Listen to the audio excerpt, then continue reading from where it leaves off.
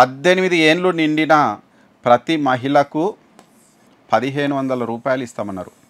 18 ఏళ్ళు అంటే ఒక ఇంట్లో 18 ఏళ్ళు నిండినటువంటి మహిళలు 5గురు ఉంటే 5గురికి కూడా ఇస్తామని చెప్తున్నారు. ఇలాంటి కట్ ఆఫ్స్ లేవు అని చెప్తున్నారు. కానీ ఖచ్చితంగా ఇందులో కట్ ఆఫ్స్ పెడతారు. ఏం పెడతారు, ఎవరెవరికి ఉండొచ్చు అనేది చూద్దాం. ఇది అందరికీ ఇచ్చే పరిస్థితి అయితే ఉండదు. ఖచ్చితంగా రూల్స్ అప్లై అవుతాయి. దీనిలో ఏం రూల్స్ కావచ్చు అంటే ఫస్ట్ రేషన్ కార్డు చూస్తారు. ఖచ్చితంగా రేషన్ కార్డు చూసే అవకాశం అయితే ఉంది. ఖచ్చితంగా రేషన్ కార్డు ఉన్నటువంటి కుటుంబాల మహిళలకు మాత్రమే ఈ 1500 రూపాయలు వచ్చేటువంటి అవకాశం అయితే ఖచ్చితంగా కనిపిస్తుంది. ఈ 1500 రూపీస్ అందరికీ రావు. ఎవరికి వస్తాయి అంటే ఖచ్చితంగా తెల్ల రేషన్ కార్డు ఉన్నటువంటి వాళ్ళకు మాత్రమే ఇది వచ్చేటువంటి అవకాశం ఉంది.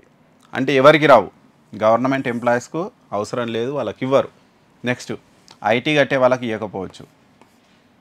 ఖచ్చితంగా ఐటీ కట్టే వాళ్ళకి మాత్రం ఇది ఇవ్వరు.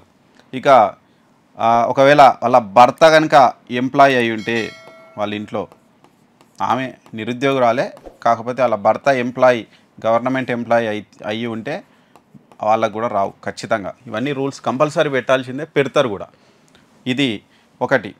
ఇంకొకటి, ఒకవేళ ఇంకా లోతుగా వెళ్ళి ఇంకా కట్టు అంటే ఇవి మహిళలందరికీ 1500 ఇవ్వాలంటే మామూలు విషయం కాదు. దానికి పెద్ద బడ్జెట్ అవసరం ఉంటుంది. ఏపీ ఆర్థిక పరిస్థితి కూడా ఇప్పుడు అంత బాగాలేదు. కేంద్రంలో మోడీ ఉన్నారు కాబట్టి మాకు వస్తాయి అనుకుంటే అది కూడా పొరపాటే. ఖచ్చితంగా ఈ దీంట్లో ఇప్పటికీ తెలంగాణలోనే ఇప్పటికీ తెలంగాణలోనే ఇంకా వీళ్ళు కూడా 2500 ఇస్తున్నారు. ఇప్పటికీ అమలు చేయలేదు. ఎందుకంటే అది పెద్ద బర్డెన్. ఎవరికి ఇవ్వాలి, ఎవరిని కట్ ఆఫ్ చేయాలి అనేది పెద్ద బర్డెన్. ఒకరికి ఇస్తే ఒకరికి కష్టం. కాబట్టి ఈ హామీ అమలు లేట్ కావచ్చు. మరి ఎవరెవరికి ఇస్తారనేది చూడాల్సిన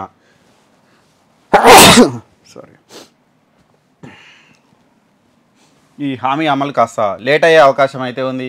18 ఏళ్ళు నిండినటువంటి ప్రతి మహిళకు ఈ రేషన్ కార్డు చూసే అవకాశం ఉంది. ఐటీ కట్టే వాళ్ళకి ఇవ్వకపోవచ్చు.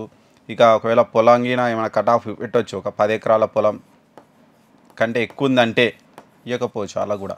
ఎందుకంటే వాళ్ళు ఆల్రెడీ మంచి రిచ్ వాళ్ళే ఉంటారు కాబట్టి వాళ్ళకు కూడా ఇవ్వకపోవచ్చు. ఇంకా ఒకవేళ కారు అలాంటివి ఏమైనా ఉన్నా కూడా ఇస్తారా లేదా చూడాలి. ఇది అంత అప్లై కాకపోవచ్చు. ఈ కారు ఉందా, 2 వీలర్ అనేది అది మ్యాండేటరీ కాకపోవచ్చు. కానీ గవర్నమెంట్ ఎంప్లాయీస్ వాళ్ళ ఫ్యామిలీలకు ప్లస్ పొలం ఎక్కువ ఉన్నటువంటి వాళ్ళకు, ఐటీ కట్టే వాళ్ళకు ఇది అప్లై అయ్యే అవకాశం అయితే ఖచ్చితంగా లేదు. వాళ్ళను పక్కకు తీసేయాల్సిందే.